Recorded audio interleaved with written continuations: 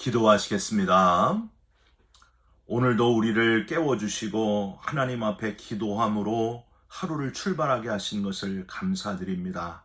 먼저 그의 나라와 의를 구하라고 하신 말씀대로 오늘도 하나님 나라와 의를 구하면서 하루를 시작하오니 영혼 구원의 역사를 보여 주시옵소서. 나보다 나를 더 잘 아시는 하나님이신 것을 믿사오니 내게 필요한 것을 채워주시되 적절하게 채워주옵시고 내 잔이 넘치나이다 고백하는 우리 모두가 되게 하여 주옵소서. 우리 기도마다 응답하시고 역사하시는 예수 그리스도의 이름으로 기도 올리옵나이다. 아멘. 오늘 말씀은 로마서 11장 25절부터 36절까지의 말씀입니다. 형제들아, 너희가 스스로 지혜 있다 하면서 이 신비를 너희가 모르기를 내가 원하지 아니하노니 이 신비는 이방인의 충만한 수가 들어오기까지 이스라엘의 더러는 우둔하게 된 것이라. 그리하여 온 이스라엘이 구원을 받으리라. 기록된 바 구원자가 시온에서 오사 야곱에게서 경건하지 않은 것을 돌이키시겠고 내가 그들의 죄를 없이 할 때에 그들에게 이루어질 내 언약이 이것이라 함과 같으니라. 복음으로 하면 그들이 너희로 말미암아 원수된 자요 택하심으로 하면 조상들로 말미암아 사랑을 입은 자라. 하나님의 은사와 부르심에는 후회하심이 없느니라. 너희가 전에는 하나님께 순종하지 아니하더니 이스라엘이 순종하지 아니함으로 이제 긍휼을 입었는지라. 이와 같이 이 사람들이 순종하지 아니하니 이는 너희에게 베푸시는 긍휼로 이제 그들도 긍휼을 얻게 하려 하심이라. 하나님이 모든 사람을 순종하지 아니하는 가운데 가두어 두심은 모든 사람에게 긍휼을 베풀려 하심이로다.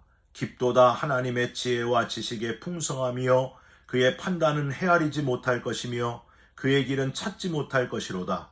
누가 주의 마음을 알았느냐? 누가 그의 모사가 되었느냐? 누가 주께 먼저 드려서 갚으심을 받겠느냐? 이는 만물이 주에게서 나오고 주로 말미암고 주에게로 돌아감이라. 그에게 영광이 세세에 있을지어다. 아멘. 오늘은 로마서 11장 25절부터 36절까지의 말씀으로 하나님의 구원 계획이라는 제목의 말씀을 함께 나누고 기도하는 시간을 갖겠습니다. 저와 집사람은 결혼한 지 22년 차입니다. 한 20여 년이 지나갈 때에 남편과 아내의 속마음을 표현하는 방법의 차이가 확연하게 드러나게 되는데 그 차이가 참 씁쓸합니다. 저를 포함해서 남편들은 아내에 대해서 그동안 자녀들을 잘 키워주고 힘든 살림을 해준 고마운 아내에게 이렇게 고백을 하죠. 여보, 나는 다시 태어난다고 해도 꼭 당신이랑 결혼할 거야. 이 말을 들은 아내들은 감동하는 게 아니고 많은 아내들이 주로 이렇게 답변을 해요. 으이그 인간아, 내가 어쩌다 당신 같은 사람하고 결혼을 했을까? 그때 내가 눈이 멀었지. 난 다시 태어나면은 혼자 살 거야. 이렇게 대답을 해요. 혹은 난 방탄소년단 BTS 같은 남자를 만날 거야. 그렇게 대답을 한다고 합니다.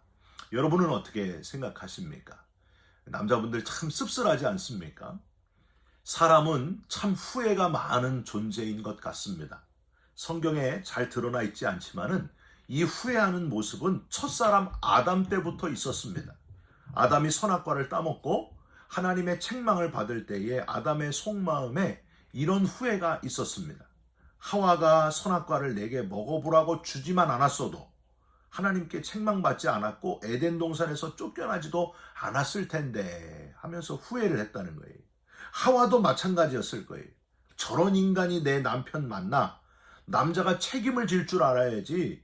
어떻게 나를 하나님이 만드신 저 여인이 내게 주무러 먹었나이다 하면서 나를 무시할 수가 있나? 내 핑계를 대면서 저게 남편이 맞나? 내 남편이 맞나? 하고 후회를 했다는 거예요. 동생을 돌로 쳐 죽인 가인도 하나님께서 내 아우의 핏소리가 땅에서부터 내게 호소한다고 하실 때에 가인은 크게 후회를 했을 겁니다. 내가 왜 그랬을까? 어떻게 하나밖에 없는 내 동생을 이 손으로 돌로 쳐 죽이고 말았을까? 내가 왜 그랬을까? 여러분, 문제는요, 우리 인간이 이렇게 후회하는 존재라서 그런지 하나님도 우리들처럼 후회하시는 분으로 착각을 하기 쉽다는 거예요. 그게 문제라는 거예요. 창세기 6장 6절에 땅 위에 사람 지으셨음을 한탄하사 마음에 근심하시고 라는 문장이 나옵니다. 여러분, 그 문장을 보고서 하나님이 사람을 창조하셨는데 세상의 사람들이 죄악을 너무 많이 저지르게 될 때에 사람을 창조하신 걸 후회하셨다, 그렇게 사람들이 생각을 하는 거예요. 사무엘상 15장 11절에는 내가 사울을 왕으로 세운 것을 후회하노니 그가 돌이켜서 나를 따르지 아니하며 내 명령을 행하지 아니하였음이라 하신지라 라고 되어 있습니다. 사울을 이스라엘의 초대 왕으로 세웠지만 사울 왕이 하나님께 불순종하자 사울을 왕으로 세우신 것을 후회했다고 되어 있어요. 여러분, 정말 하나님이 후회하셨을까요? 진짜 후회하셨을까요? 아닙니다. 실제로 하나님이 잘못을 인정하면서 후회했다는 게 아니고 사람들이 이해할 수 있도록 사람처럼 표현되었을 뿐입니다. 여러분, 이걸 신인 동형 동선론이라고 합니다. 즉, 하나님이 후회하셨다 하는 표현은 하나님이 실제로 실수를 인정하시고 그걸 인정하면서 후회한다, 그런 뜻이 아니고요. 인간들이 이해할 수 있도록 표현되었을 뿐 하나님은 실제로 그저 안타까워 하실 뿐이지 후회하심이 없다 하는 사실을 우리는 기억해야 됩니다. 하나님은 후회하지 않으시는 완전한 분이시다 하는 것을 기억해야 됩니다. 여러분, 그걸 잘 표현한 구절이 바로 오늘 우리가 읽은 구절 중에 가장 익숙한 구절, 오늘 본문 로마서 11장 29절이에요. 하나님의 은사와 부르심에는 후회하심이 없느니라. 한 2년 전부터 많은 기독교인들에게 불려지는 인기 있는 그 찬양 가사가 있어요. 하나님의 부르심에는 후회하심이 없네. 날 부르신 뜻 내 생각보다 크고. 이 찬양도 바로 이 로마서 11장 29절을 배경으로 지어진 찬양이라는 거예요. 사랑하는 성도 여러분, 후회하시지 않는 완벽하고 완전하신 분이 바로 저와 여러분의 하나님이시다 하는 것을 잊지 마시기를 주님의 이름으로 축원드립니다. 바울은 그동안 앞에서 로마서 9장에서부터 하나님의 주권적인 선택과 이스라엘의 불신앙으로 인한 이방인 구원 및 선민 이스라엘의 운명 등에 대해서 아주 자세하게 설명을 했습니다. 그리고 오늘 본문에서 드디어 그 긴 주제의 결론을 내고 있습니다.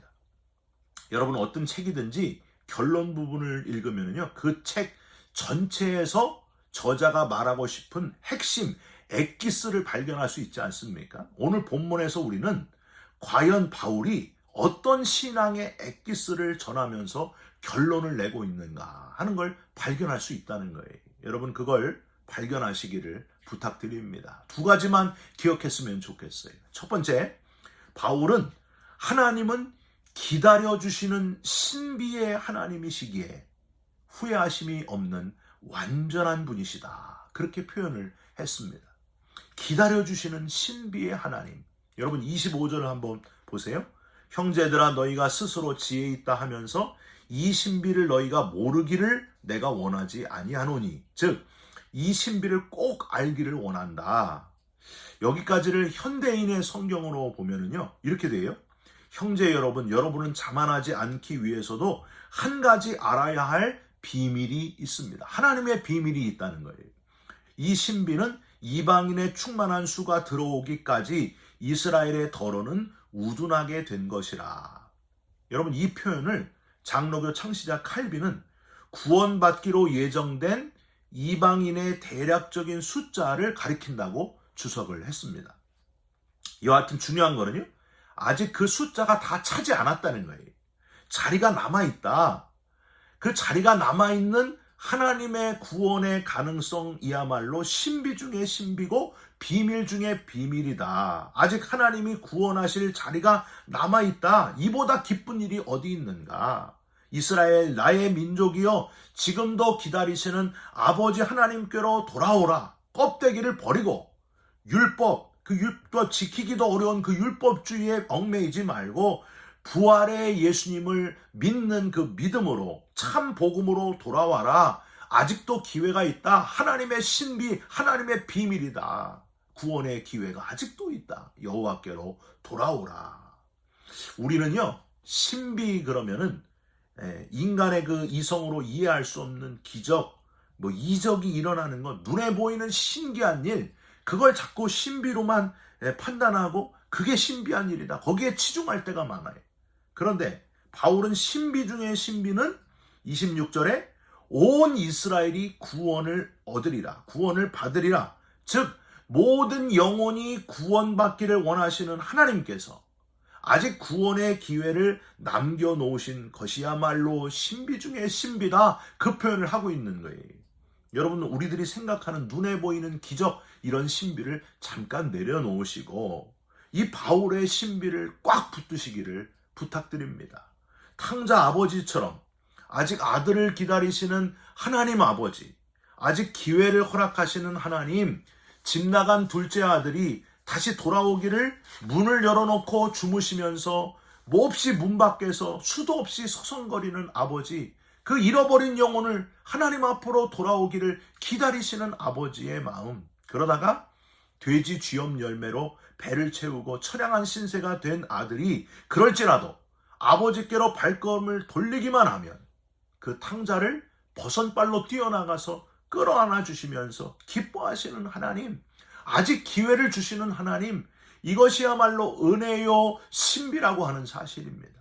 여러분, 바울의 마음에 지금 그게 있는 거예요.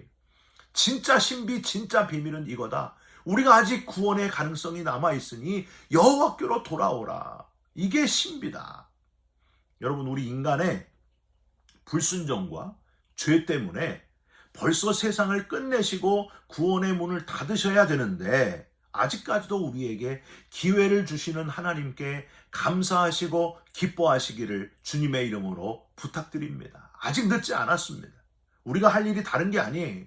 영혼 구원, 잃어버린 영혼, 천하보다 귀한 한 영혼을 찾으시는 하나님 마음을 흡족하도록, 하나님 마음이 기뻐하시도록 열심히 복음을 전하는, 영혼 구원하는 살아있는 그리스도인 되시기를 주님의 이름으로 부탁드립니다. 또 하나는요, 하나님은 긍휼의 하나님이시기 때문에 후회하심이 없는 완전하신 하나님이시다. 이렇게 표현했습니다. 여러분, 30절부터 32절까지에 보면은요, 각 절마다 계속해서 반복적으로 나오는 단어가 있어요. 무슨 단어일까요? 예, 긍휼이란 단어입니다. 여러분, 이 긍휼은 헬라어로 LA라고 발음을 해요. 저와 여러분이 사는 곳이 지금 LA 아니에요? 예. 근데 이 긍휼이란 단어의 발음도 LA입니다. 그런데 이렇게 반복해서 긍휼 계속해서 나오는 긍휼과 30절에서 32절에 반대되는 단어도 또한 반복해서 나오고 있어요. 여러분, 무슨 단어일까요? 불순종이란 단어예요. 아페이세이스라고 발음을 하는데요. 30절에 하나님께 순종하지 아니하더니 불순종. 31절에도 이 사람들이 순종하지 아니하니. 32절에도 하나님이 모든 사람을 순종하지 아니하는 가운데 가두어 두심은. 너무 대조적이잖아요. 이스라엘 민족은 불순종하고 순종하지 않고 그랬는데 하나님은 긍휼을 베푸시고 긍휼을 베푸시며 또 긍휼을 베푸신다. 끊임없이 속썩이고 속썩이며 속썩이는 선민 이스라엘인데도 하나님은 은혜의 하나님이셔서 긍휼을 베푸시고 또 베푸시며 또 베푸시는 하나님, 은혜의 하나님이시다. 여러분, 호세아 2장 19절 이후에 보면은요, 바람핀 아내 고멜을 다시 또 받아들이고 또 받아들이고 또 받아들이는 그 신랑의 마음을 표현한 구절이 나와 있습니다. 거기서도 3번 반복되어 있어요. 장가들어 장가들며 또 내게 장가들리니. 여러분, 하나님이 얼마나 완전한 사랑의 하나님이신지를 표현한 구절, 여러분, 바울의 심정이 느껴지십니까? 너희들 이스라엘 백성들이 불순종했을지라도 하나님은 긍휼을 베푸시고 또 긍휼을 베푸시고 긍휼을 지금까지 베푸시며 기회를 주고 계신다. 하나님께로 돌아오라.